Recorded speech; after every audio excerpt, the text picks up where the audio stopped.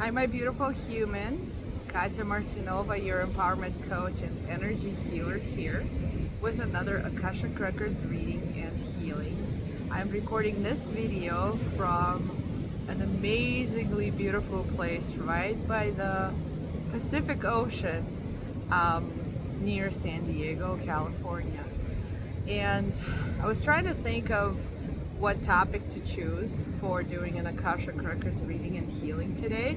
And because I am by such a powerful place in nature, I wanted to ask in the Akashic Records about how we can stay connected to nature on a whole new level, because we are nature, we are part of it. And I feel like we got disconnected in such a bad way. Especially, I feel like those people who love nature, but they live in a city or they spend a lot of time in an office, among four walls. So I just wanted to ask for some guidance on how to nurture and strengthen that connection with nature when we need just a boost in energy, in understanding, in perspective, but also simply for our mental health and our connection to something greater than us. So let's begin. As always, I will say a quick prayer to open the Akashic Records.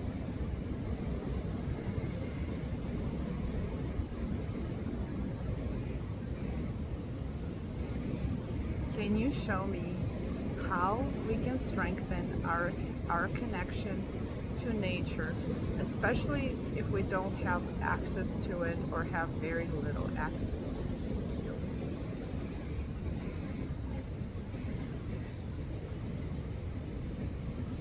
I'm seeing almost like this shawl, and it's energy that's wrapping us around, and we feel very cozy being wrapped into that blanket or that shawl. Ooh, and there's already a lot of healing energy happening. So for now, you can just relax, take a few deep breaths, and just be open to receiving this wonderful healing energy that's coming through.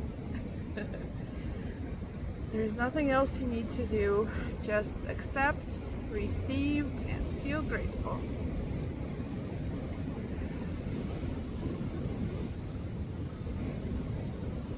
Now I'm seeing an image of a person noticing a little 5-petal flower, and they kind of become mesmerized by it, and they want to study it. They want to look at it closer and just kind of zoom in, kind of get disconnected from the rest of the world, like the daily life, the things that we could be going through, and just giving all of our attention to this flower. This is a good reminder to be mindful, because mindfulness is just being in the moment, not in our own thoughts, not in our own worries, but enjoying every moment for what it is. If we are eating, we're savoring our food. If we are talking to a person, we're giving them our full attention. If we are looking at a flower, then again, we're not looking at it to just kind of take a glance, take a picture, and walk right past, but almost like get familiar with it like you would with a person on a date. And that would give you a whole new connection. So maybe a good way to do that is if, let's say you live in a big city or there's not a lot of trees nearby, just finding a plant that you could have at home, or just going to a place where there are flowers, or whatever it might be that flower represents for you, and just connecting with it on this whole new level. Can you show me how we can connect to the power and care of nature when we feel like we need additional support? How can we establish that connection so it's accessible to us at all times?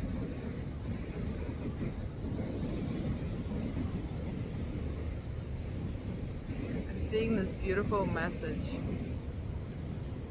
of,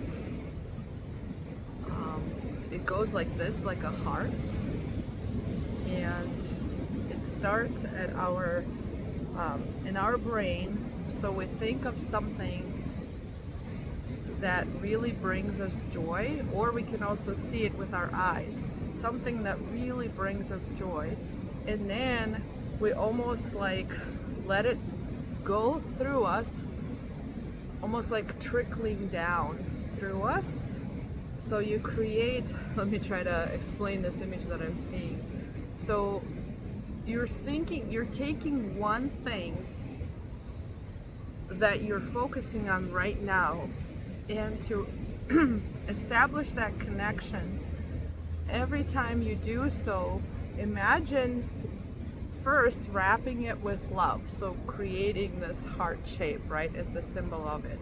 So feel this complete love towards that little thing or big thing that you're currently giving all of your attention. And then as you are giving it your love, giving it your care, let that love trickle down all the way into you and to your root chakra. It's almost like you're grounding that energy of, I noticed you, I'm paying attention to you, you are the thing that matters the most right now, and I am just wrapping you up with love. And then I'm letting that love settle down and become my whole, kind of become one with me. So it's a very beautiful process to pick one thing and almost like have a date with it, create a relationship with, create a channel of communication with it. And it's so deep, it's so profound, and you're sending it love, and you're nurturing love within you, and then you're helping that feeling of love ground in you, so it stays and it's always available at your request. Whew, that is very beautiful. And it can be anything. It can be an ant, it can be a flower, but we're not talking about just a flower, right? We're talking about what kinds of thoughts and feelings you experience looking at that flower. Maybe when you look at a flower, you think of your loved one, and you start experiencing this tremendous love for them and tremendous gratitude for having them in your life. Or if you're looking at an ant and you are just amazed by Mother Nature, and you start feeling these big feelings of, whoa, like the world is so amazing and we're part of it, we better take care of our planet, whatever it might be, big or small, almost look at it through a microscope, find what it is that it symbolizes for you, and just nurture that love and gratitude within. So it's always almost like a flame that's inside you that you can connect to. What is the final guidance on nurturing our connection with nature to help our mental health and to use it as a resource for feeling as we are part of something greater, and always remembering that?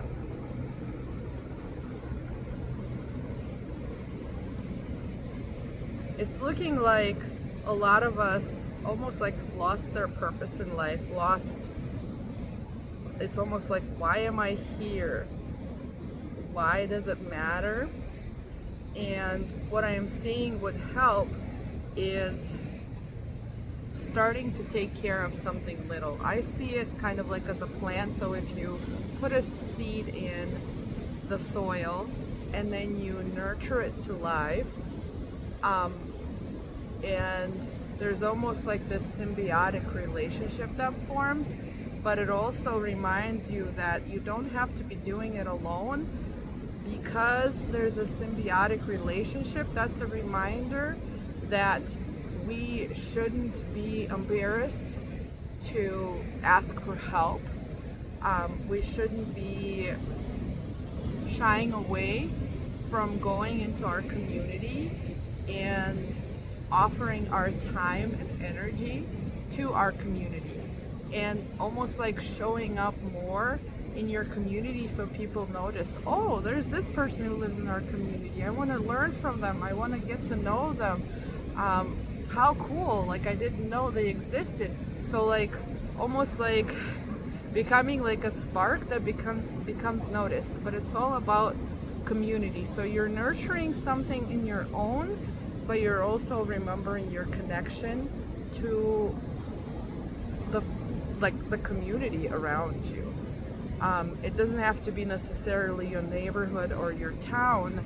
It could be an online community, but some sort of community that they want you to kind of step up to the next level and start kind of showing up and offering your gifts, offering your talents, and just mingling and having fun, and remembering that you don't have to be going through life alone. You don't have to be isolated. I hope that makes sense. I'm going to close the Akashic Records now. Thank you. What beautiful guidance. I know that it was very metaphorical, which is, I think the information comes through this way because I love metaphors. I love images, and I almost like a challenge of interpreting what that could mean. And so if metaphors is not your forte, that's okay. Always take this as an opportunity to train your intuition. When you listen to this guidance, and you can re-listen as many times as you want, something new will always come up. But look deeper, like, this is what I'm hearing. What's beneath that? And what's beneath that? How can I use this information to make it my own? Be the creator of your own life.